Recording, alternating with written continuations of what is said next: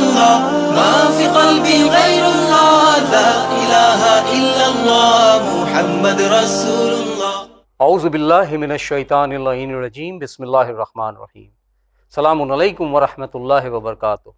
আল্লাহর রহমান রহিমের নামের সঙ্গে আপনাদের সকলের মঙ্গল কামনা করে সাপ্তাহিক অনুষ্ঠান মাসাইল জিন্দেগি বাংলায় আমি রওশন আলী নাশাদ আপনাদের সকলকে স্বাগতম জানাই। গত অনুষ্ঠানগুলোর মতো আপনাদের পাঠানো প্রশ্নের উত্তর কোরআন ও হাদিস ও আহলে বাইত আলাইহিমুস সালামের শিক্ষার আলোকে নেওয়ার জন্য আপনাদের আমাদের সকলের পরিচিত জনপ্রিয় এবং জ্ঞানী আলিমে দ্বীন জনাব মাওলানা শেখ সাবির রেজা সাহেব কিবলাকে স্বাগতম জানাই এবং সরাসরি অনুষ্ঠান শুরু করি। আসসালামু আলাইকুম ওয়া রাহমাতুল্লাহি ওয়া বারাকাতুহু। মাওলানা সাহেব। ওয়ালাইকুম আসসালাম ওয়া রাহমাতুল্লাহি ওয়া বারাকাতুহু। কেমন আছেন মাওলানা সাহেব? আপনি আশা করি সুস্থ আছেন। আলহামদুলিল্লাহ ভাই, আলহামদুলিল্লাহ ভাই, আপনি কেমন আছেন? আলহামদুলিল্লাহ, আপনার দোয়া আছে, জাযাকাল্লাহ। প্রশ্নের সংখ্যা অনেক কমেছে, হয়তো ল্যান্ডলাইনের নাম্বারটা আমাদের দর্শকবৃন্দদের কাছে বেশি হওয়ার জন্য প্রশ্নের সংখ্যা কিন্তু অনেক কমেছে। তো আপনি কিছু আপিল করতে চান আমাদের দর্শকবৃন্দদেরকে? অবশ্যই। আসসালামু আলাইকুম ওয়া রাহমাতুল্লাহি ওয়া বারাকাতুহু। আমার প্রিয় দর্শকবৃন্দরা, আপনাদের সকলকে একটি জিনিস অবগত করতে চাই, আর সেটা হচ্ছে আমাদের ল্যান্ডলাইন নম্বর, যেটাতে আপনারা ফোন করে নিজের প্রশ্ন রেকর্ড করাতেন, সেটা আপাতত স্থগিত হয়ে আছে, বন্ধ হয়ে আছে কোনো কারণে। তো আমি আপনাদের কাছে অনুরোধ করব, আপনারা নিজের প্রশ্ন মোবাইলে রেকর্ড করে, আপনার কাছে যদি অ্যান্ড্রয়েড ফোন থাকে তো আপনি ব্যবহার করুন, আর যদি আপনার কাছে না থাকে তো অন্য কারোর সঙ্গে সহযোগিতা নিতে পারেন, হোয়াটসঅ্যাপের মাধ্যমে অন্য কারোর কাছ থেকে সহযোগিতা নিয়ে হোয়াটসঅ্যাপের মাধ্যমে নিজেদের প্রশ্ন আমাদের চ্যানেল উইনের হোয়াটসঅ্যাপ নম্বরে পাঠাতে পারেন। প্রশ্ন আপনারা রেকর্ড করে পাঠান। আগে আপনারা প্রশ্ন রেকর্ড করুন নিজের মোবাইলে, তারপরে ওটা চেক করে নিন যে সঠিকভাবে রেকর্ড হয়েছে কিনা। তারপরে ওটা আমাদের নম্বরে, চ্যানেল ওয়েনের যে নম্বরটা দেওয়া হচ্ছে স্ক্রিন তলে, হোয়াটসঅ্যাপ নম্বর, ওই নম্বরে আপনি ফরওয়ার্ড করে দিন, পাঠিয়ে দিন। লিখে পাঠাতে চান লিখে পাঠিয়ে দিন, নিজেদের প্রশ্ন হোয়াটসঅ্যাপের মাধ্যমে আমাদেরকে ফরওয়ার্ড করে দিন বা পাঠিয়ে দিন। মাওলানা সাহেব, ব্যস্ততার মধ্যে অনুষ্ঠানে অংশগ্রহণ করার জন্য আমি আপনার ধন্যবাদ জানাই। তো প্রিয় দর্শকবৃন্দ, আসুন অনুষ্ঠানে সর্বপ্রথম টেক্সট মেসেজ পড়ি, দেখি কোথা থেকে কে কি জানার ইচ্ছুক। মাসাইল জিন্দেগি বাংলা। আসসালামু আলাইকুম, জনাব মাওলানা সাবির রেজা সাহেব, আমি নদিয়া জেলা থেকে সুরজ শেখ বলছি। মাওলানা সাহেব, আমার প্রশ্ন হলো, কত শ্রেণীর মানুষ বিনা হিসাবে জান্নাতে যাবে এবং তারা কোন কোন শ্রেণীর মানুষ হবে আপনি একটু বলবেন? নিয়মিত দর্শক, নদিয়া জেলা থেকে সুরজ শেখ ভাই, ওনার প্রশ্ন যে কত শ্রেণীর মানুষ হবে যারা বিনা হিসাবে জান্নাতে যাবে এবং তারা কোন কোন শ্রেণীর মানুষ হবে, এই প্রশ্নের উত্তর উনি জানার ইচ্ছুক। ওয়ালাইকুম আসসালাম ওয়া রাহমাতুল্লাহি ওয়া বারাকাতুহু। আমার প্রিয় ভাই সুরজ শেখ সাহেব, আপনার চিঠি লেখার জন্য আপনাকে ধন্যবাদ জানাই। রওয়ায়াত হিসাবে 3 প্রকারের লোকদের জন্য উল্লেখ হয়েছে, এরা বিনা হিসাবে জান্নাতে যাবে। রোশন ভাই, আচ্ছা। 1 নম্বর রওয়ায়াত বলছে, বিসমিল্লাহির রহমানির রহিম, মান কুন্না ফিহি সালাসা ইয়াদখুলুল জান্নাহ বিলা হিসাবিন। যাদের মধ্যে এই 3টি জিনিস থাকবে তারা বিনা হিসাব জান্নাতে যাবে। মাশাআল্লাহ। নবী করিম সাল্লাল্লাহু আলাইহি ওয়াসাল্লামের থেকে বর্ণিত হাদিস। قال رسول الله صلى الله عليه وسلم من كنا فيه ثلاثة يدخل الجنة بلا حساب أو بدون الحساب। যাদের মধ্যে এই 3টি জিনিস থাকবে তারা বিনা হিসাব জান্নাতে যাবে। মান আমারা الناس بالبر وأتمر به ونهى الناس عن الشر وانتهى عنه ومن لا يؤدي حدود الله। 3টি শর্ত। আচ্ছা। যে অন্যদেরকে নেকির আদেশ করেছে আর তার আগে নিজে নেকি করেছে, আমর বিল মারুফ করেছে, তার উপরে নিজে আমাল করেছে। এটা কিন্তু খুব গুরুত্বপূর্ণ কথা। মানে আমারা নাস বিল বিররে ওয়া আতামারা বিহ, যে অন্যদেরকে নেকির আদেশ করেছে আর নিজে আগে নেকি করেছে, যেটা আমি অন্যদেরকে বলবো আগে সেটা নিজে করব। ওয়ামান নাহান নাস আনিশ শাররে ওয়ান্তাহা আনহু, যে অন্যদেরকে বুরাই থেকে মানা করেছে কিন্তু তার আগে নিজেকে বুরাই থেকে বিরত রেখেছে, বুরাই থেকে নিজে দূরে রেখেছে।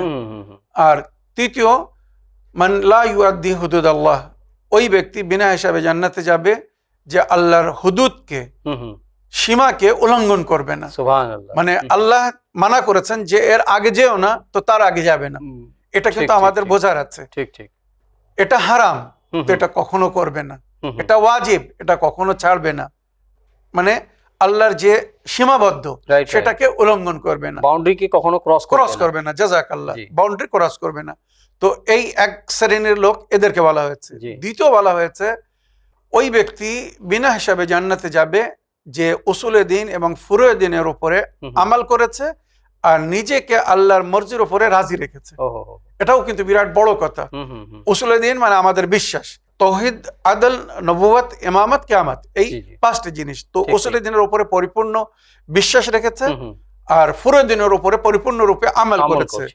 নামাজ, রোজা, হজ, যাকাত, খুমস, জিহাদ, আমর বিল মারুফ, নাহি আনিল মুনকার, তাওয়াল্লা, তাবাররা, এর উপরে পরিপূর্ণভাবে আমাল করেছে আর নিজেকে আল্লাহর মর্জির উপরে রাজি রেখেছে। মানে আল্লাহ তাকে যে অবস্থায় রেখেছে সেই অবস্থায় রাজি রেখেছে, কখনো আল্লাহর মর্জির বিরুদ্ধে যাওয়ার চেষ্টা করেনি বা আল্লাহর মানে বিচার বা আল্লাহর যে সিদ্ধান্ত তার বিরুদ্ধে যায়নি বা তার বিরুদ্ধে নালিশ করেনি।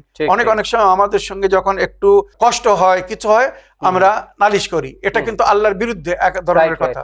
তো নিজেরকে আল্লাহর মর্জির উপরে রাজি রেখেছে। সুস্থ আছি রাজি, অসুস্থ তাও রাজি, সুখে আছি রাজি, দুঃখের মধ্যে আছি তাও রাজি। মানে যে পরিস্থিতি, যখন যে পরিস্থিতিতে আল্লাহ তাকে রেখেছে সে তার উপরে রাজি রেখেছে নিজেকে, যে এটাই আল্লাহর বিচার, এটাই আল্লাহর সিদ্ধান্ত আমার সম্পর্কে, তো আমাকে এর উপরে রাজি হতে হবে। মনে রাখবেন, এটা কিন্তু বিরাট বড় কথা। এটা আল্লাহর বড় ওলিদের, আল্লাহর ওলিদের এই সিফাত, যারা নিজেকে আল্লাহর মর্জির উপরে রাজি রাখে। এত সহজ না, জাযাকাল্লাহ। এটা এত সহজ না। তো এই শ্রেণীর দ্বিতীয় শ্রেণীর লোক, এরাও বিনা হিসাবে জান্নাতে যাবে, যারা উসুলে দিন এবং ফুরুয়ে দিনের উপরে পরিপূর্ণরূপে আমাল করেছে আর নিজেকে আল্লাহর মর্জির উপরে রাজি রেখেছে। মনে রাখবেন, এরা বিনা হিসাব জান্নাতে যাবে, এদের হিসাব হবে না। তৃতীয় যাদেরকে জন্য জান্নাত বিনা হিসাব বলা হচ্ছে, এর মধ্যে সমস্ত নবীর নেক উম্মত এসে গেছে। সমস্ত নবীর, মানে আগের দুটো জিনিস ছিল হয়তো আমাদের নবীর উম্মতের জন্য, কিন্তু এবার যেটা বলতে যাচ্ছি এটা হযরত আদম থেকে নিয়ে হযরত খাতাম পর্যন্ত সমস্ত নবীর যুগে এই ধরনের লোকরা ছিল। তাদের সম্পর্কে বলা হয়েছে যারা মান আমানা বিল্লাহি ওয়া রাসূলিহি ওয়া কুতুবিহি, যারা আল্লাহর উপরে ঈমান এনেছে, মানে আদমের যুগে যারা আদমের আল্লাহর সঙ্গে আল্লাহর উপরে ঈমান এনেছে, প্লাস রাসূলি, আল্লাহ রাসূলের উপরে ঈমান এনেছে, ওয়া কুতুবিহি, আর আল্লাহর তরফ থেকে তাদের হেদায়েতের জন্য যে বই দেওয়া হয়েছিল সেই বইয়ের উপরে ঈমান এনেছে এবং তিনটাকে মেনে চলেছে। শুধু আল্লাহর প্রতি বিশ্বাস রাখা যথেষ্ট না, আল্লাহকে মানতে হবে, আল্লাহর মানতে হবে, নবীকে মানতে হবে, নবীর মানতে হবে, ঠিক ঠিক ওইরূপ কোরআনকে মানতে হবে, আবার কোরআনের কথাও মানতে হবে। যখন আমরা বলি যে মানতে হবে, তার মানে কি আমল করতে হবে, আমল করতে হবে। জাযাকাল্লাহ, এটাই হচ্ছে। তো তৃতীয় শ্রেণী যারা বিনা হিসাবে জান্নাতে যাবে, সমস্ত নবীর উম্মত যারা আল্লাহর উপরে ঈমান এনেছে, নবীর উপরে বিশ্বাস এনেছে, সেই নবীর উপরে যে যুগের নবীর উম্মত ছিল সে ঈমান এনেছে। তৃতীয় সেই যুগের নবীর শরীয়তের উপরে আমল করেছে, মানে গ্রন্থ যেটা দেওয়া হয়েছিল নবীর রূপে, মানে কিতাব নাযিল হয়েছে তার কিতাবের রূপে আমল করেছে। আর তার সঙ্গে একটা শর্ত রাখা হয়েছে, কিন্তু শর্ত হচ্ছে কি, আল্লাহর বান্দাদের সঙ্গে ইনসাফ করেছে আর সমস্ত জীবকে তার হক দিয়েছে। এই যে দুটো শর্ত, আল্লাহর উপরে ঈমান এনেছে, নবীর উপরে ঈমান এনেছে, কিতাবের উপরে ঈমান এনেছে, আল্লাহর বান্দাদের সঙ্গে ন্যায় করেছে আর সবাইকে তাদের অধিকার দিয়েছে। এই দুটো শর্ত কিন্তু ওই তিনটে শর্ত ছাড়া আল্লাহর প্রতি, মানে আমারা বিল্লাহি ওয়া রাসূলিহি ওয়া কুতুবিহি, আল্লাহর উপরে ঈমান এনেছে, রাসূলের উপরে ঈমান এনেছে এবং কিতাবের উপরে ঈমান এনেছে, প্লাস সে আল্লাহর বান্দাদের সঙ্গে ন্যায় করেছে, ইনসাফ করেছে এবং সবাইকে তার হক দিয়েছে। তো যারা অন্যদের সঙ্গে ন্যায় করেছে এবং আল্লাহর সৃষ্টি বা আল্লাহর বান্দাদেরকে তাদের হক দিয়েছে, এদের সম্পর্কে রাওয়ায়াতে উল্লেখ হয়েছে এদের হিসাব হবে না, এরা বিনা হিসাব জান্নাতে যাবে। তো এই হচ্ছে তিনটে শ্রেণী। মনে রাখবেন, খুব গুরুত্বপূর্ণ প্রশ্ন ছিল আর তার উত্তরও কিন্তু আমি খুব পরস্পর সাজিয়ে দিয়েছি। আশা করি আমরা চেষ্টা করব এই তিনটের মধ্যে কোনো একটি শ্রেণীতে অন্তর্ভুক্ত হওয়ার, যাতে আমরাও বিনা হিসাব জান্নাতে যেতে পারি ইনশাআল্লাহ। প্রিয় দর্শক বিন্দু, আসুন আরেকটি টেক্সট মেসেজ পড়ি, দেখি কোথা থেকে কে কি জানার ইচ্ছুক। আসসালামু আলাইকুম ওয়া রাহমাতুল্লাহি ওয়া বারাকাতুহু। মৌলানা সাহেব, আমার 3 বছরের একটা মেয়ে আছে। আমার মেয়ের প্রচণ্ড ঠান্ডা লেগেছে। এত ওষুধ খাওয়ার পরেও কোনো রকমেই ঠান্ডা লাগা ভালো হচ্ছে না। মৌলানা সাহেব, আপনি কোনো একটা উপায় বলে দিন যাতে আমার মেয়ের ঠান্ডা লাগা থেকে মুক্তি পায়। আসসালামু আলাইকুম ওরহমতুল্লাহ ওবরকাত। এটা মাসাইলে জিন্দগি, বাংলাতে উত্তর দেবেন। কোন বা বোন বা আপা প্রশ্ন করছেন, নাম ঠিকানা লিখেন? হ্যাঁ, নাম ঠিকানা লেখেন নেই। যে ওনার মেয়ে আছে, মেয়েকে খুব মানে ঠান্ডা লেগেছে, ওষুধ চিকিৎসা করার পরেও ভালো রকমের ভালো। হ্যাঁ, জি জি। ওয়ালাইকুম আসসালাম রহমতুল্লাহি ওয়া বারাকাতুহু। আমার প্রিয় বোন, আপনার চিঠি লেখার জন্য আপনাকে ধন্যবাদ জানাই। আপনার মেয়ের জন্য আমি যে উপায়টা বলে দিচ্ছি, ভালো করে মন দিয়ে শুনবেন। শুধু আপনার জন্য নয়, অন্য দর্শকবৃন্দদের মধ্যেও যদি কারোর বাড়িতে এই সমস্যা থাকে তাদের জন্য এটা বলছি। ছোট বাচ্চারা যখন এই ধরনের কষ্ট ভোগ করে, মানে সর্দি কাশি হয়ে যায় আর সেটা তাড়াতাড়ি ভালো হয় না, আর বিশেষ করে যেমন আমার বোন বললেন ঠান্ডা লেগেছে, ওষুধ খাচ্ছে কিন্তু ভালো হচ্ছে না, তো আপনি মধু, 1 চামচ মধু, খাঁটি মধু, অরিজিনাল মধু, 1 চামচ মধুতে সামান্য 1 ফোঁটা কি 2 ফোঁটা আদার রস, 3 বছরের বাচ্চা না? 3 বছর, কোনো অসুবিধা নেই। শিশু বাচ্চা হলে তখন অন্য কিছু বলতাম, 3 বছরের বাচ্চা মানে অসুবিধা নেই, এটা খেতে পারবে সে।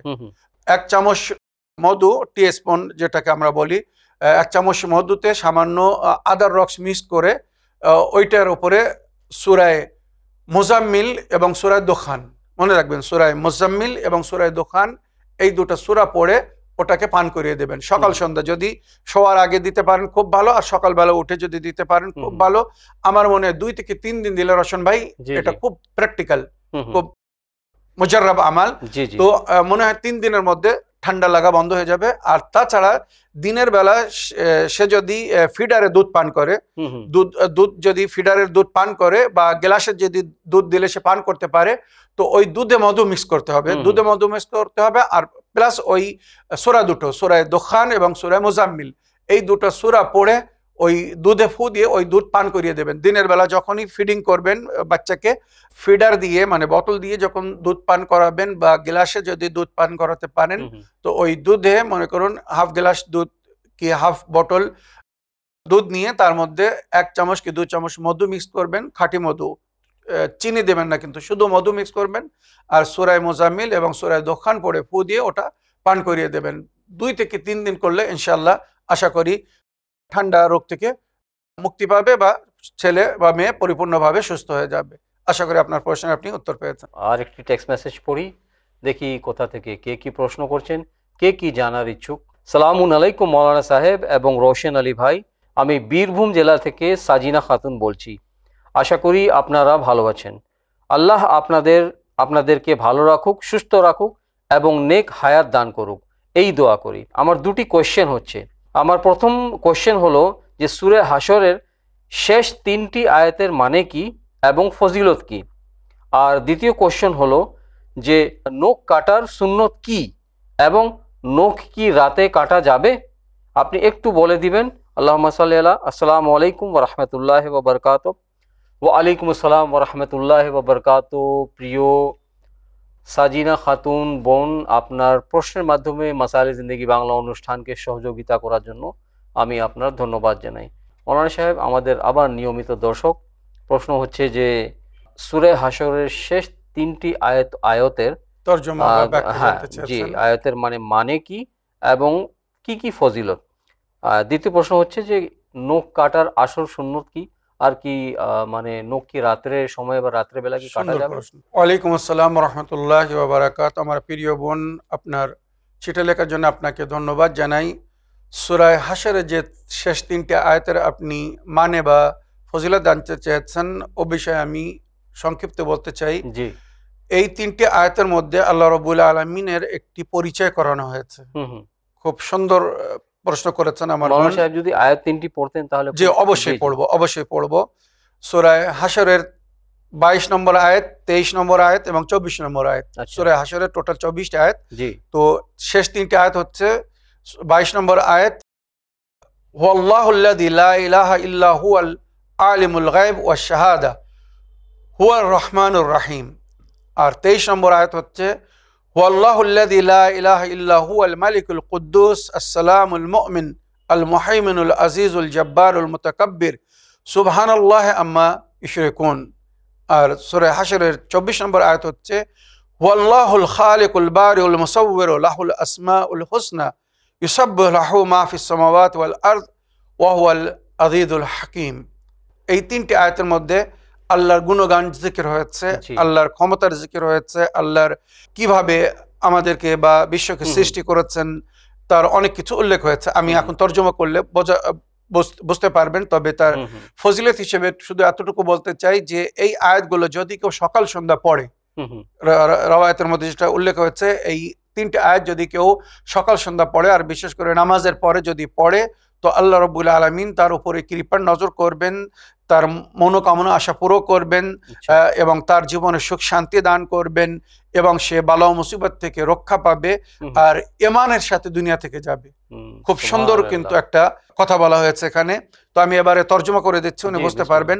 ওয়াল্লাহুল্লাযী লা ইলাহা ইল্লা হুয়া, সেই প্রতিপালক আল্লাহ রাব্বুল আলামিন, তার ছাড়া কোনো উপাস্য নেই, মানে তার ছাড়া কোনো মাবুদ নেই, সে একাই আমাদের উপাস্যযোগ্য বা ইবাদতের যোগ্য। আলিমুল গায়বি ওয়াশ শাহাদা, সমস্ত গায়বের সে খবর রাখে, আমাদের সকলের উপরে তিনি নজর রেখে আছেন, আমাদের সকলের অবস্থা তিনি জানেন, সমস্ত গায়বের খবর রাখেন এবং তিনি সমস্ত জিনিসের উপরে সাক্ষী। তাই মাওলা আলী আলাইহিস সালাম একটা কথা বলেছেন, এই আয়াতের পরিপ্রেক্ষিতে আমি এখানে বলতে চাই, ইত্তাকু মাসিয়াল্লাহি ফিল খালওয়াত ফাইন্না শাহিদা হুয়াল হাকিম, গোপনে গুনাহ করা থেকে বিরত থাকো, কেননা যে বিচারক সে কিন্তু দেখছে। এইটাই আল্লাহর জন্য বলা হচ্ছে যে তোমরা আল্লাহর নজরে আছো, আনতা ফি আইনুল্লাহ ফানদুর মাযা তারা, তুমি সবসময় নিজের প্রতিপালকের দৃষ্টিতে আছো, এবারে ভেবে দেখো তোমাকে কি করা উচিত। তো এগুলো এর ব্যাখ্যা আর কি।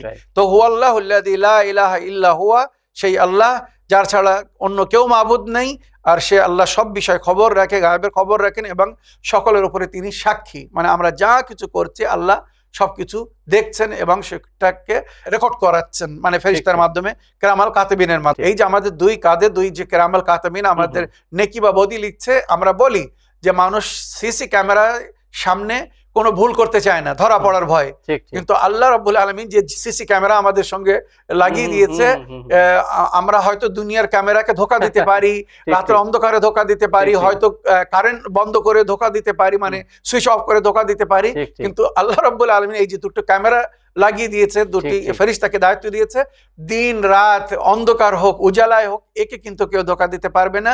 সবকিছু কিন্তু প্রকাশ্য রূপে রেকর্ডিং হচ্ছে, মানে আমরা যেটা বলি অডিও রেকর্ডিং, ভিডিও রেকর্ডিং, উভয় হচ্ছে, কিন্তু বিচারের দিন সেটাকে দেখানো হবে। হ্যাঁ, এটা মনে রাখবেন, বিচারের দিনে যদি কেউ নিজের গুনাহ থেকে অস্বীকার করে, হে আল্লাহ এটা আমার উপরে মিথ্যা অপবাদ দেওয়া হচ্ছে, আমি তো এই গুনাহ করিনি, সঙ্গে সঙ্গে স্ক্রিনের উপরে, আর যে সেই স্ক্রিনের মানে দীর্ঘ বর্গ বলা হয়েছে যে দুনিয়ার কোন জায়গায় সেই স্ক্রিন ধরবে না, মানে আসবে না, এত বড় স্ক্রিন হবে।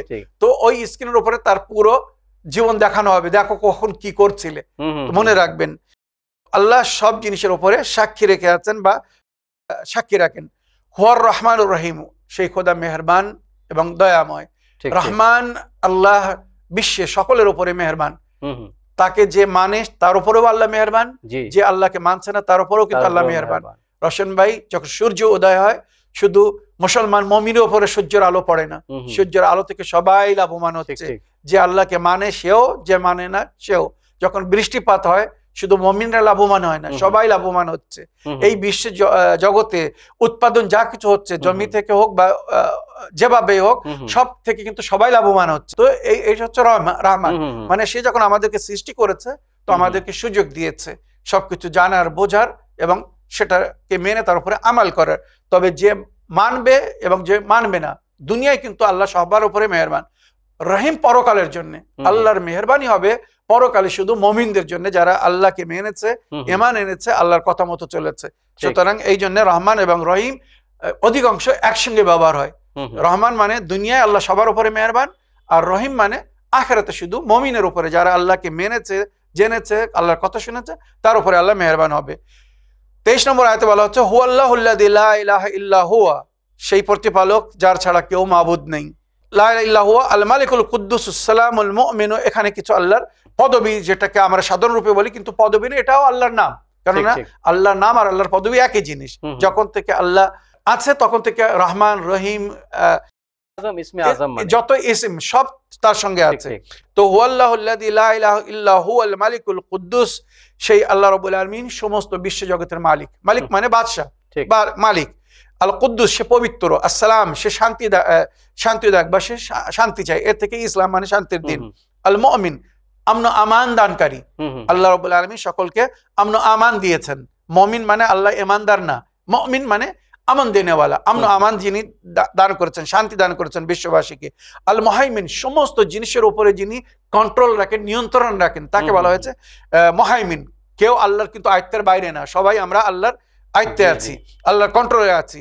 আল আজিজুল জব্বার সে আমাদের সকলকে ভালোবাসে। আল্লাহ রাওয়ায়াতে উল্লেখ হয়েছে মাতা পিতার চেয়েও বেশি নিজের বান্দাদেরকে ভালোবাসেন। এক মাতা পিতা যেমন সন্তানকে ভালোবাসে, তার চেয়ে বেশি আল্লাহ আমাদেরকে ভালোবাসেন, নিজের বান্দাদেরকে, তাই ওনাকে বলা হয়েছে আল্লাহ আজিজ মানে অতি প্রিয়, ভালোবাসেন।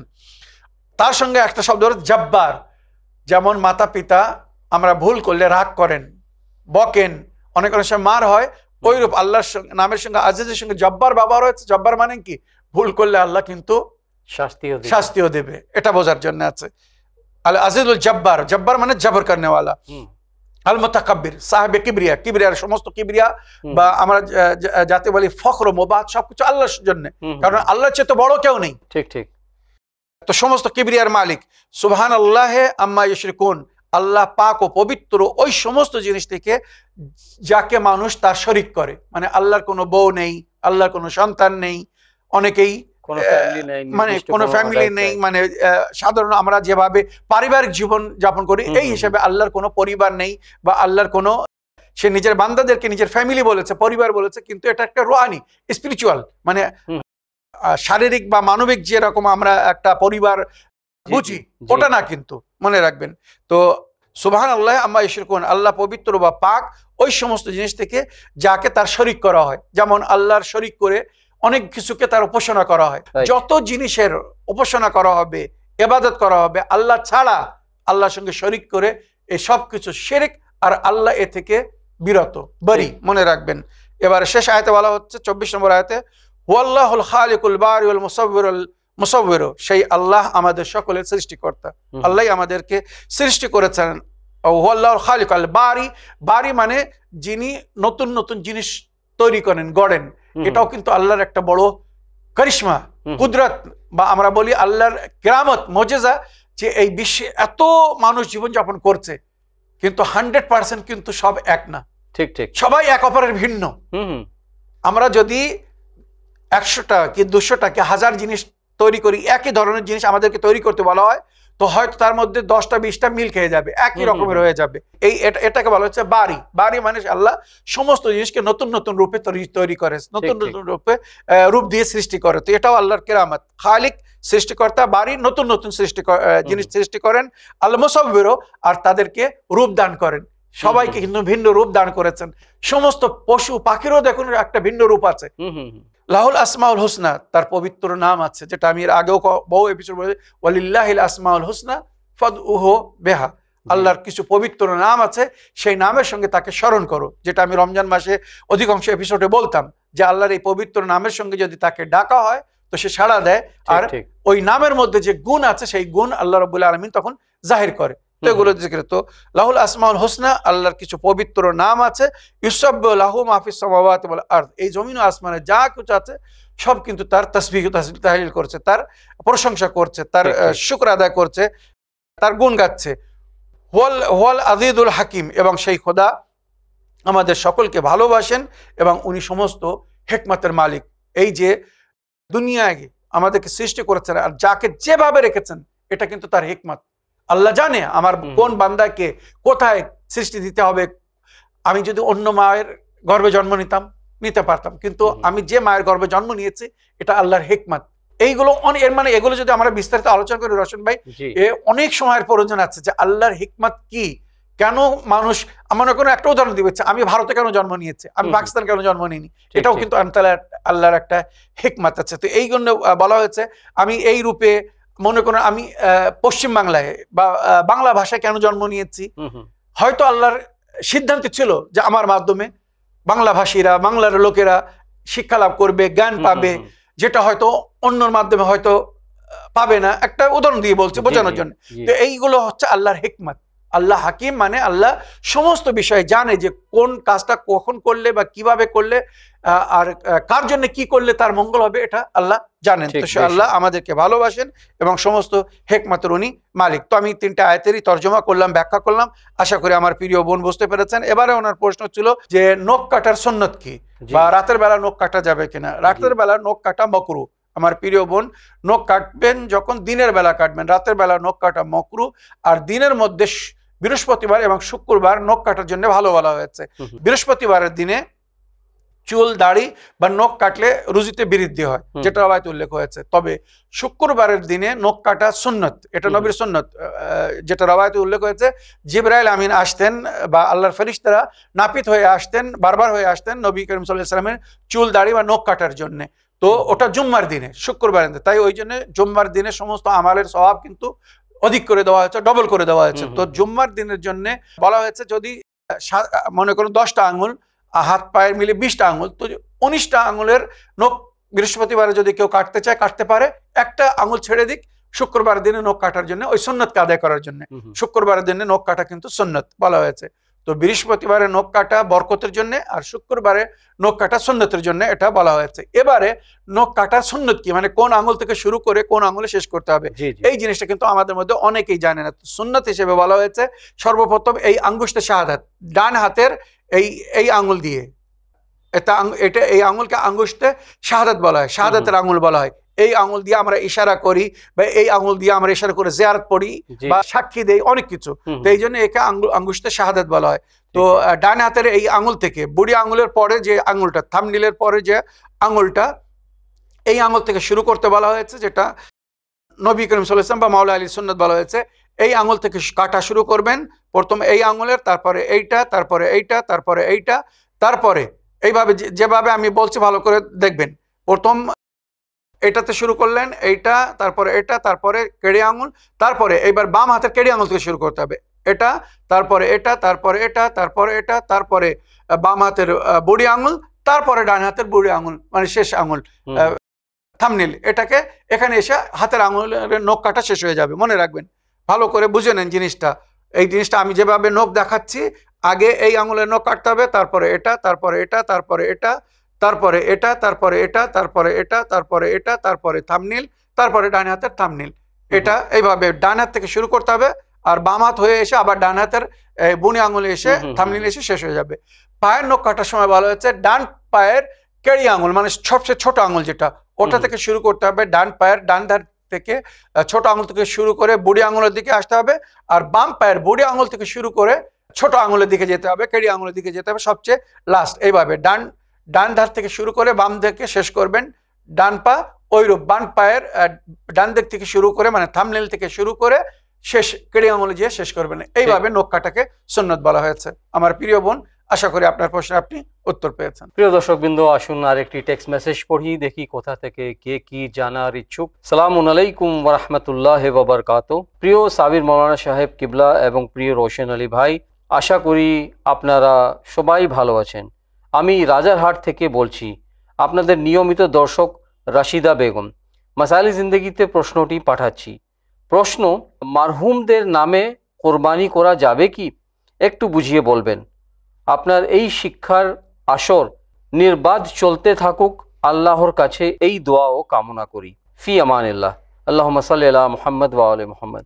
ওয়া আলাইকুম আসসালাম ওয়া রাহমাতুল্লাহি ওয়া বারাকাতুহু। প্রিয় আপা বা প্রিয় বোন, প্রশ্নের মাধ্যমে মাসাইলে জিন্দেগি বাংলা অনুষ্ঠানকে এবং এই অনুষ্ঠানকে পছন্দ করার জন্য আমি আপনার ধন্যবাদ জানাই। মাওলানা সাহেব, আবার আমাদের নিয়মিত দর্শক বিবি রাশিদা খাতুন, জি রাশিদা বিবি, রাশিদা বেগম, উনি রাশিদা বেগমের জি ওনার প্রশ্ন হচ্ছে যে মানে মারহুমদের জন্য নামে কি কুরবানি দেওয়া যাবে, করা যাবে কি যাবে না। ওয়ালাইকুম আসসালাম ওয়া রাহমাতুল্লাহি ওয়া বারাকাতুহু। আমার প্রিয় বোন রাশিদা বেগম, আপনার চিঠি লেখার জন্য আপনাকে ধন্যবাদ জানাই। আপনি সুন্দর প্রশ্ন করেছেন। কোরবানির দিন নিকটে আসছে, অনেকেই কোরবানি করেন নিজের মরহুমদের জন্য। কোরবান করতে পারবেন কিনা, কোরবানি করা যাবে কিনা? তো নবী করিম সাল্লাল্লাহু আলাইহি ওয়াসাল্লামের হাদিস অনুযায়ী অবশ্যই যাবে। নবী করিম সাল্লাল্লাহু আলাইহি ওয়াসাল্লাম বলেছেন, নিজের মৃতদের উপরে রহম করো আর তাদেরকে নেকির সঙ্গে স্মরণ করো। তো ওখানে নবী করিম সাল্লাল্লাহু আলাইহি ওয়াসাল্লামের হাদিস একটা উল্লেখ হয়েছে, ইহদুল আমওয়াতিকুম, নিজের মৃতদেরকে তোহফা দাও, উপহার দাও। তো প্রশ্ন করেছেন সাহাবীরা, নবী আল্লাহ কিভাবে আমার মৃতদেরকে বা আমাদের মৃতদেরকে আমরা উপহার দিব, তোহফা দিব? তখন নবী করিম সাল্লাল্লাহু আলাইহি ওয়াসাল্লাম বলেছেন বিল ইতাম, সর্বপ্রথম যেটা এসেছে ইতাম মানে পানাহার, তাদের মরহুমদের নামে পানাহার করাও, পানাহার প্রদান করো, ইকসা কাপড় পরিধান দাও, এবং সাদাকা ওয়াল খায়রাত তাদের নামে দান খয়রাত করো, টাকা পয়সা হোক ইত্যাদি অন্য কিছু। আর শেষে যেটা বলা হচ্ছে আর দোয়া, তাদের জন্য দোয়া করো। তো চারটি জিনিসের মাধ্যমে নিজের মরহুমদেরকে আমাদেরকে উপহার দিতে বলা হয়েছে। তো সর্বপ্রথম জিকির হচ্ছে ইতাম মানে খাদ্য প্রদান করা। তো এই যে কুরবানির মাংস, এটা আল্লাহর পথে যদি আমরা মরহুমদের নামে কাউকে খেতে দিই তো এটা সেই তার মধ্যে গণ্য হবে। সুতরাং এটা অতি উত্তম, অতি নেক কাজ। মনে রাখবেন, যেমন জীবিতরা কুরবানি করলে সওয়াব পাবে, তার রুজিতে বরকত হবে, বালা মুসিবত থেকে নিজাত পাবে, ওইরূপ মরহুমদের নামে যদি কুরবানি করা হয় তো কবরের বহু আযাব থেকে, বহু কষ্ট থেকে তারা মুক্তি পাবে এবং আল্লাহ রাব্বুল আলামিনের রহমতের বর্ষণ হবে তাদের নামে। যখন এই সমস্ত ভালো মানে যার মানুষ অপেক্ষা করে ঈদের সময় মাংস খাওয়া, মাছ মাংস সবসময় তো মানুষ খেতে পারে না, তো তাদের নামে যদি এই খাদ্য তাদেরকে দেওয়া হয়, যাদের জীবনে অভাব আছে, কষ্ট আছে বিশেষ করে, তো এই সওয়াব মরহুমিনরা পাবে। আর তার পরিবর্তে ওখানে বলা হয়েছে মরহুমিনদেরকে তাদের মনোনীত এবং পছন্দিত খাদ্য প্রদান করা হবে। তো ওই জন্যে অবশ্যই কুরবানি যখন করবেন তো নিজের মরহুমিনদেরকেও স্মরণ করবেন। মরহুমিনদের তরফ থেকে কুরবানি করা ফরজ না, কিন্তু মনে রাখবেন যেটা শরীয়তের হুকুম, আমি পরিষ্কার বলে দিচ্ছি, ফরজ জীবিতদের জন্য, যারা হজে গিয়েছে তাদের জন্য কুরবানি ফরজ। তাছাড়া আমরা যারা দেশে ঘরে কুরবানি করি এটা হচ্ছে সুন্নাতে মুআক্কাদা, মানে ফরজ না কিন্তু ফরজের নিকটতম, মানে অতি গুরুত্ব দেওয়া হয়েছে। এমনকি বলা হয়েছে যদি তোমার কাছে পয়সা না থাকে তো তুমি ঋণ নিয়ে, ধার নিয়ে কুরবানি করো, আল্লাহ শোধ করার ব্যবস্থা করে দেবে, এত গুরুত্ব দেওয়া হয়েছে। তো মনে রাখবেন এটা আমাদের জন্য সুন্নতে মুআক্কাদা। আর মরহুমিনদের তরফ থেকে এটাকে সুন্নত বলা হয়েছে বা নেকি বলা হয়েছে, তাদের নামে নেকি বলা হয়েছে। তো এটা যদি কেউ নিজের মরহুমিনদের নামে কোনো কোরবানি করতে চায়, মনে করুন বড় প্রাণী যেমন বা উটে 7 জন অংশ নিতে পারে, তো মনে করুন আপনি আপনার ফ্যামিলির সঙ্গে সঙ্গে কিছু মরহুমিনদেরও নাম নিয়ে নিন, তাদেরকেও সওয়াবে শরীক করে নিন। বা ছাগল বা ভেড়া বা দুম্বা ইত্যাদি যদি কোনো এক মরহুমের নামে কেউ কুরবানি করতে চায়, রোশন ভাই, করতে পারে। এখানে আরো একটা জিনিস আমি ক্লিয়ার করতে চাই, সুন্নত কুরবানি কয়েকজনের তরফ থেকেও করা যায়, কিন্তু ফরজ কুরবানি যেটা আমরা হজে গিয়ে করি ওখানে বলা হয়েছে একজনের তরফ থেকে একটাই ছাগল কুরবানি হবে, একটা দুম্বা কুরবানি হবে, কি একটা ভেড়া কুরবানি হবে, মানে ওখানে শেয়ার করা যাবে না। হ্যাঁ, বড় প্রাণী যেমন বা উটে 7 জন শরীক হতে পারবে হজে, কিন্তু 7 জন, তার বেশি না। কিন্তু আমাদের দেশে যে কুরবানি করি এটা হচ্ছে নফল কুরবানি, সুন্নত কুরবানি। সুতরাং ছাগলে বা ভেড়ায় বা দুম্বায় বা উটে যদি কেউ শরীক হতে চায় তো একজন না 100 জনও শরীক হতে পারে। মনে রাখবেন একটা ছাগল 10 জনের তরফ থেকেও কুরবানি করা যাবে, একটা 100 জনের তরফ থেকেও কোরবানি করা যাবে। কেননা আমরা যেটা করছি নিজের দেশে ঘরে এটা হচ্ছে নফল বা সুন্নত কোরবানি। সুন্নত কোরবানি যার যার তরফ থেকে নিয়াত করে করবেন। সবাই মনে করুন সবাই সক্ষম হয় না, রোশন ভাই, কেউ 500 টাকা দিচ্ছে, কেউ 1000 টাকা দিচ্ছে। মনে করুন একটা দাম 30,000 টাকা, মানে কমসে কম 30 থেকে 40,000 টাকা। এবারে যদি বড় গরু হয় সেরকম হিসেবে দাম হয়, বা ছাগলের দাম মিনিমাম যদি বলে 4-5 হাজার টাকা, তো একজন হয়তো দিতে পারে না। তো নিজের পরিবারের সবার তরফ থেকে বা কয়েকজন মিলে একটা ছাগল কিনে কুরবানি দিতে পারে, বা কিনে বা একটা উট কিনে কুরবানি দিতে পারে। আমি পরিষ্কার বলছি, শরীয়তের মাসলা জানার প্রয়োজন আছে। সুন্নত বা নফল কুরবানিতে কয়েকজন শরীক হতে পারে, এখানে 1 জন বা 7 জনের শর্ত নেই। যদি 1 জন বা 7 জন হিসেবে করে কুরবানি হবে, নিশ্চয়ই সুন্দর রূপে কুরবানি হবে, কিন্তু এটা হজের জন্য। হজের জন্য রসমে বলা হয়েছে ছাগল একজনের তরফ থেকে, ভেড়া একজনের তরফ থেকে, বা দুম্বা একটি দুম্বা একজনের তরফ থেকে। ওখানে 2 হাজি মিলে একটা ছাগল কুরবানি করতে পারবে না, 2 হাজি মিলে একটি ভেড়া কুরবানি করতে পারবে না, বা 2 হাজি মিলে একটি দুম্বা কুরবানি করতে পারবে না। হ্যাঁ, যদি উট বা কুরবানি করে তখন 7 জন হাজি মিলে একটা কুরবানি করতে পারে, বা একটা উট কুরবানি করতে পারে। মনে রাখবেন, ওখানে মনে করো পুরো কাফেলা মিলে 100 জন কাফেলায় গিয়েছে, সবাই মিলে একটা উট কুরবানি করছে, এটা কিন্তু চলবে না। ওখানে 7 জন বলা হয়েছে, 7 জন, তার বেশি নয়। কিন্তু আমাদের দেশে ঘরে যে আমরা যে নফল কুরবানি করি, সুন্নত কুরবানি করি, এই কুরবানিতে একের অধিক মানে ছোট প্রাণী হোক আর বড় প্রাণী হোক, একের অধিক মানে বেশি থেকে বেশি লোক সবাই যদি অল্প অল্প শরীক হতে চায় শরীক হতে পারবে, কোনো অসুবিধা নেই, সবাই তার সওয়াব পাবে। তো আমার প্রিয় বোন, আশা করি আপনার প্রশ্নের আপনি উত্তর পেয়েছেন। মরহুমিনদের তরফ থেকেও কুরবানি করতে পারবেন, কোনো অসুবিধা নেই। যত মুমিনরা আপনার এই দুনিয়া থেকে চলে গেছেন, মাতা পিতা ভাই বোন আত্মীয় স্বজন, সবার নামে একটা কোরবানি করিয়ে দিন বা সবার নামে ছাগল কোরবানি করিয়ে দিন, তার সওয়াব সবাই পাবে। আশা করি আপনার প্রশ্নে আপনি উত্তর পেয়েছেন। তো প্রিয় দর্শকবৃন্দ, আসুন অনুষ্ঠানের শেষ প্রশ্ন পড়ছি, দেখি কোথা থেকে কে কি জানার ইচ্ছুক। সালামুন আলাইকুম সাবির মৌলানা ও রোশন আলী ভাই, আমি হুগলি থেকে বলছি। আল্লাহ আপনাদের ভালো রাখুক রসুল সাল্লাল্লাহু আলাইহি ওয়াসাল্লামের এবং তার আহলে বাইতের সাদকায়। আমি জানতে চাই এবং সমাজকেও জানাতে চাই যে মানুষ যখন মারা যায় তখন সেই মাইয়াতকে দাফন করার আগে কি কি করণীয় এবং দাফন করার পরে আমাদের কি কি করণীয়, প্লিজ জানাবেন। খোদা হাফিজ, ফি আমানিল্লাহ। ওয়ালাইকুম আসসালাম ওয়া রাহমাতুল্লাহি ওয়া বারাকাতুহু। ভাই বা বোন, আপনার প্রশ্নের মাধ্যমে মাসাইলে জিন্দেগি অনুষ্ঠানকে সহযোগিতা করার জন্য আমি আপনার ধন্যবাদ জানাই। ওয়ালাইকুম আসসালাম ওয়া রাহমাতুল্লাহি ওয়া বারাকাতুহু। আমার প্রিয় ভাই বা বোন, আপনি নিজের নাম উল্লেখ করেননি, হুগলি জেলা থেকে উনি চিঠি লিখেছেন। আপনি জানতে চেয়েছেন যখন কোনো ব্যক্তি মারা যায় বা কোনো নারী বা পুরুষ মারা যায়, তো কবরে নামানোর আগ পর্যন্ত মানে দাফনের আগ পর্যন্ত আমাদের কি কর্তব্য উনি জানতে চেয়েছেন, আর দাফনের পরে আমাদের কি কর্তব্য উনি সেটাও জানতে চেয়েছেন। খুব সুন্দর প্রশ্ন। সময়ের মধ্যে যতটুকু সম্ভব হবে অনেক উত্তর দেব, অনেক আছে এর ভেতরে। আমার প্রিয় ভাই বা বোন, একটা জিনিস আপনারা মনে রাখবেন, যখন কোনো ব্যক্তি মারা যায় তো সর্বপ্রথম ওই ব্যক্তির নিকটে যারা আছে এটা তাদের উপরে ফরজ, সঙ্গে সঙ্গে যেন ওই ব্যক্তিকে পূর্ব পশ্চিমে মানে পশ্চিম দিকে পা করে, মানে এটা হচ্ছে পূর্ব পশ্চিম না, এটা হচ্ছে কেবলা, আসল কথা হচ্ছে কেবলার দিকে পা করে, আর তার বিপরীত দিকে তার মাথা রাখতে হবে, যেন তাকে তোলা হবে, মনে করুন গোসলের জন্য তোলা হোক, যে মুখটা যেন কেবলার দিকে হয়।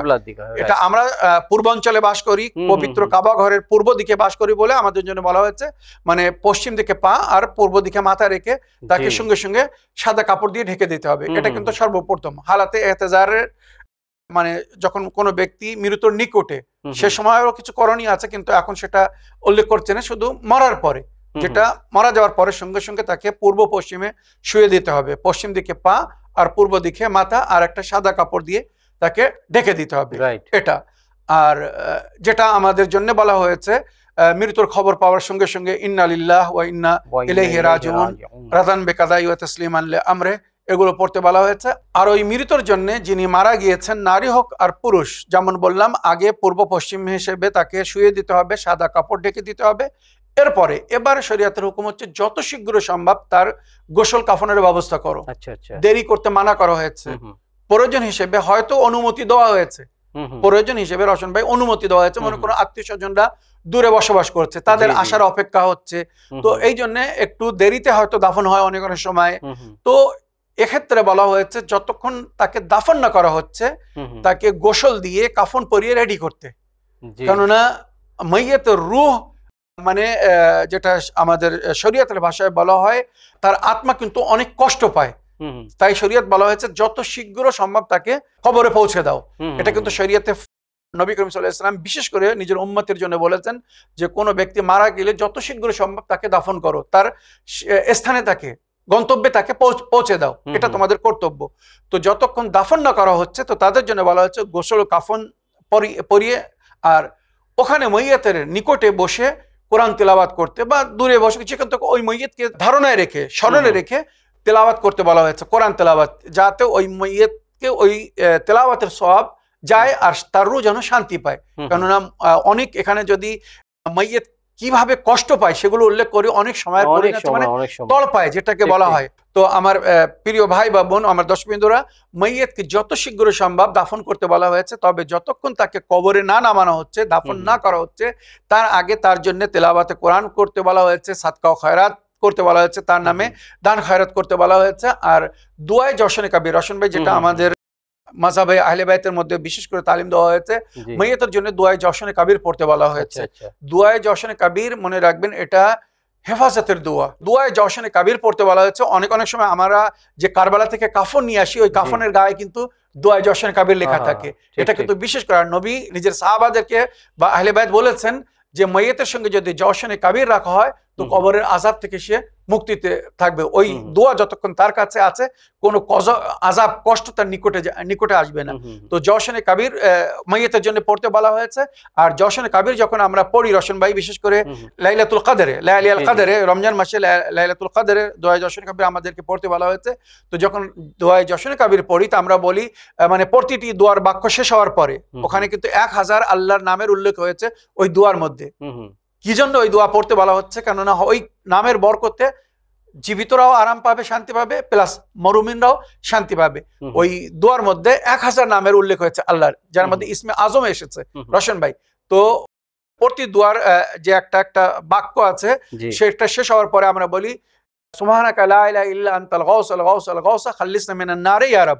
তো এখানে বলা হয়েছে যদি কেউ মৃত্যুর জন্য এই দোয়া পড়ে, মানে জশনে কাবির পড়ে, তো যখন ওই একটা বাক্য শেষ হয়ে যাবে, একটা সেন্টেন্স শেষ হয়ে যাবে দোয়ার, তারপরে যখন আমরা বলবো সুবহানাকা লা ইলাহা ইল্লা আনতাল গাউসাল গাউসাল গাউসা খাল্লিসনা মিনান নারি ইয়া রাব, তো এখানে খাল্লিসনা মানে আমাকে রক্ষা করো জাহান্নামের আগুন থেকে, খাল্লিসনা মানে আমাকে বাঁচাও, হে প্রতিপালক আমাকে বাঁচান, মিনান নার মানে জাহান্নামের আগুন থেকে। তো ওখানে মাইয়িতের জন্য যখন আমরা এই দোয়াটি পড়বো, তো মাইয়িত যদি পুরুষের হয় তখন আমরা বলবো সুবহানাকা ইয়া লা ইলাহা ইল্লা আনতাল গাউসাল গাউসাল গাউসা খাল্লিসহু মিনান নার, আল্লাহ ওকে জাহান্নামের আগুন থেকে বাঁচাও পুরুষের জন্য, খাল্লিসহু মিনান নার।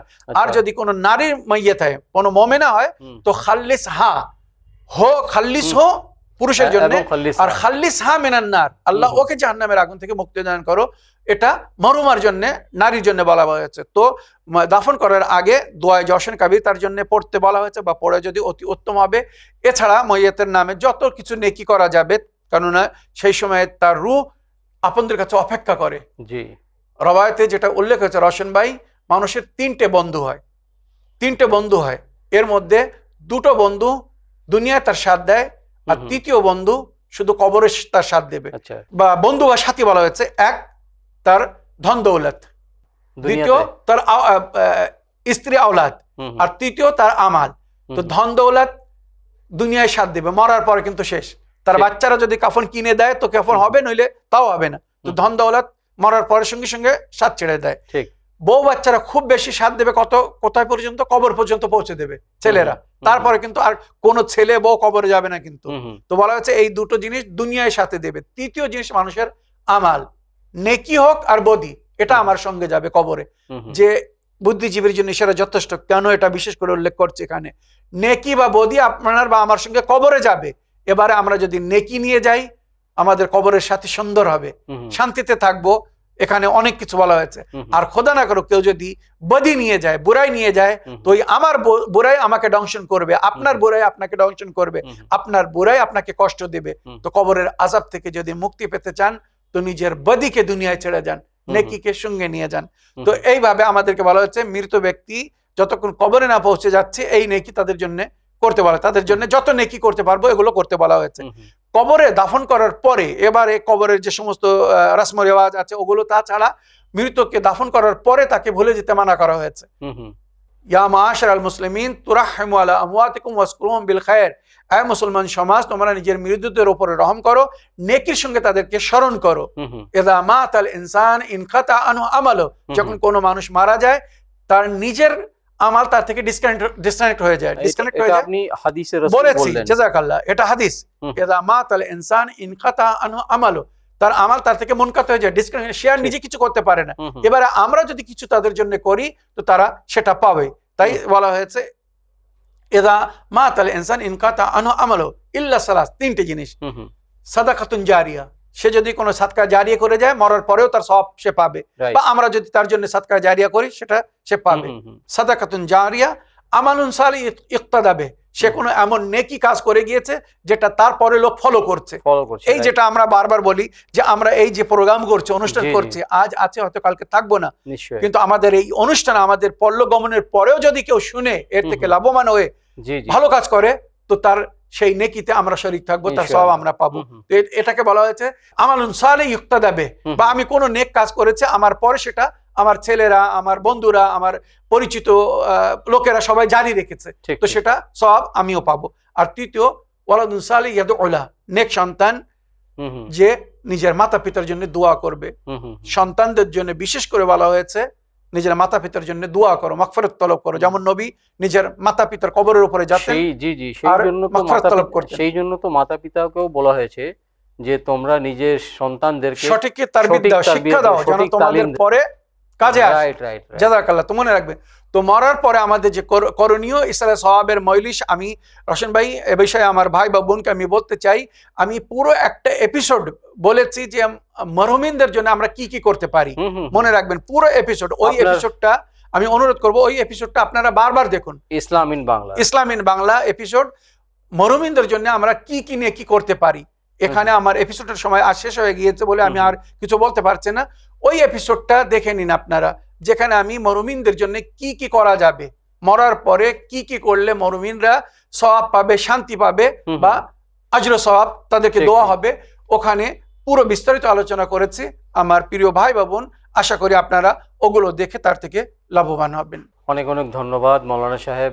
আজকেও গত অনুষ্ঠানগুলোর মতো সকলের প্রশ্নের উত্তর কোরআন ও হাদিস ও আহলে বাইত আলাইহিমুস সালামের শিক্ষার আলোকে দেওয়ার জন্য আমি চ্যানেল ভিনের তরফ থেকে এবং আমাদের দর্শকবৃন্দদের তরফ থেকে আমি আপনার ধন্যবাদ জানাই। আলহামদুলিল্লাহ, আমিও আপনাকে ধন্যবাদ জানাই। আপনার সহযোগিতায় আমাদের সুন্দর অনুষ্ঠান এত সুন্দরভাবে আমরা আগে নিয়ে যেতে পারছি। আমার দর্শকবৃন্দদের কাছে আমি একটি অনুরোধ করব, আপনারা নিজের এই মনোনীত অনুষ্ঠান ইসলাম ইন বাংলা প্লাস মাসাইলে জিন্দেগি বাংলাকে আরো সাফল্য করার জন্য, আরো সাকসেস করার জন্য প্রশ্নের মাধ্যমে, মতামতের মাধ্যমে আমাদেরকে সহযোগিতা করুন। আর বিশেষ করে অনুরোধ করব, আপনারা যদি সম্ভব হয় তো প্রশ্ন রেকর্ড করে আমাদেরকে ভয়েসমেল করে দিন। ঠিক ঠিক, ভয়েসমেল প্লে করলে শুনে তার উত্তর দিতে সুবিধা হয়। অনেক অনেক সময় আপনারা রোমান ইংলিশে চিঠি লেখেন, মনে রাখবেন রোশন ভাই, যেটা হয় রোমান ইংলিশে মানে ভাষা বাংলা কিন্তু লিখেছেন ইংলিশে, কিন্তু উচ্চারণ অনেক সময় ভুল লেখেন, সঠিক লেখা হয় না বলে আমাদেরকে পড়তে খুব অসুবিধা হয়। তাই সবচেয়ে সহজ হচ্ছে, অনুরোধ করব আপনাদেরও একটা সুন্দর পরিচয় হয়ে যাবে আপনাদের ভাষার মাধ্যমে, আপনাদের ভয়েসমেলের মাধ্যমে। তো আপনারা অধিকাংশ চেষ্টা করুন নিজের প্রশ্ন রেকর্ড করে আমাদেরকে ফরওয়ার্ড করে দিন, রেকর্ড করে আমাদের হোয়াটসঅ্যাপ নম্বরে পাঠিয়ে দিন, বা যদি রেকর্ড করতে অসুবিধা হয় সেক্ষেত্রে আপনারা লিখে পাঠাতে পারেন। আপনাদের সহযোগিতা আমাদের সফলতার মেন উদ্দেশ্য বা মেন কারণ হবে, মনে রাখবেন। আমিও যেমন সবসময় আপনাদের জন্য দোয়া করছি বা দোয়া করি, আপনাদের কাছে অনুরোধ আপনারাও আমাদেরকে দোয়াতে স্মরণে রাখবেন। আর আশা রাখি উভয় অনুষ্ঠান ইসলাম ইন বাংলা এবং মাসাইলে জিন্দেগি বাংলাকে নিজেদের মতামত ও প্রশ্নের মাধ্যমে সহযোগিতা করতে থাকবেন। ব্যস্ততার মধ্যে এসে অনুষ্ঠানে অংশগ্রহণ করে সকলের প্রশ্নের উত্তর কোরআন ও হাদিস ও আহলে বাইত আলাইহিমুস সালামের শিক্ষার আলোকে দেওয়ার জন্য আপনার ধন্যবাদ জানাই, এবং আপনাকে রিকোয়েস্ট করি যে ইনশাআল্লাহ আগামী অনুষ্ঠানেও আপনি আবার এসে আমাদের ভাই বোনের প্রশ্নের উত্তর বা শরীয়তি মাসলা মাসাইল নিয়ে যেগুলো সমস্যা থাকে তার উত্তর আপনি দেওয়ার চেষ্টা করবেন। অবশ্যই রোশন ভাই, ইনশাআল্লাহ। আল্লাহ আমাদেরকে নেক তৌফিক দান করুন, নেক হায়াত দান করুন, যাতে আমরা আল্লাহর বান্দাদের খেদমত করতে পারি, নবীর উম্মতের খেদমত করতে পারি, বা আহলে বায়তের অনুগামী অনুসারীরা যারা সঠিক পথের উপরে চলতে চাচ্ছে। এতদিন ধরে অনেকেই ছিল যারা এই জিনিসগুলো জানতো না, মাসলা মাসাইল জানতো না, আলহামদুলিল্লাহ এখন এইগুলো জেনে তারা তার উপরে আমল করার চেষ্টা করছে। তো এই নেকিতে যদি আমরা তাদের সহযোগিতা করি, তো মনে রাখবেন আমরা উভয়ে ইহকাল ও পরকালের জন্য মঙ্গল করছি, নিজেদের উপরে উপকার করছি ইনশাআল্লাহ। তো আশা রাখি আপনারা এই নেকিতে আমরা এক অপরের সহযোগিতা করবো, যেটা কোরআন বলছে তাআওয়ানু আলাল বিররি ওয়াত তাকওয়া ওয়ালা তাআওয়ানু আলাল ইসমি ওয়াল উদওয়ান। নেকিতে এক অপরের সহযোগিতা করো, যেটা আমরা করছি। এক অপরের অন্যায়তে পাপে কেউ যেন কারোর সাথ দিও না। আল্লাহ আমাদেরকে রক্ষা করুন, আমরা যেন কোনো বুরাই বা কোনো অন্যায়তে কারোর সঙ্গী বা সাথী না হই ইনশাআল্লাহ। আগামী অনুষ্ঠানেও আপনাদের সকলের প্রশ্নের উত্তর কোরআন ও হাদিস এবং আহলে বাইত আলাইহিমুস সালামের শিক্ষার আলোকে নেওয়ার জন্য আপনাদের দৈনিক জীবনের মাসলা মাসাইল নিয়ে এইভাবে প্রশ্ন করতে থাকুন, দেখতে থাকুন আপনাদের উভয় অনুষ্ঠান ইসলাম ইন বাংলা এবং মাসাইলে জিন্দেগি বাংলা। তো আশা করি আগামী অনুষ্ঠানে আপনাদের সকলের সঙ্গে আবার সাক্ষাৎ হবে নতুন নতুন প্রশ্ন নিয়ে, নতুন নতুন মাসলা মাসাইল নিয়ে। তো এই বলে আজকের অনুষ্ঠান শেষ করার জন্য আপনাদের সকলের কাছে অনুমতি চাই। শুকরিয়া ও ধন্যবাদ। সালামুন আলাইকুম ওয়া রাহমাতুল্লাহি ওয়া বারাকাতুহু। حسبي ربي جل الله ما في قلبي غير الله لا إله إلا الله محمد رسول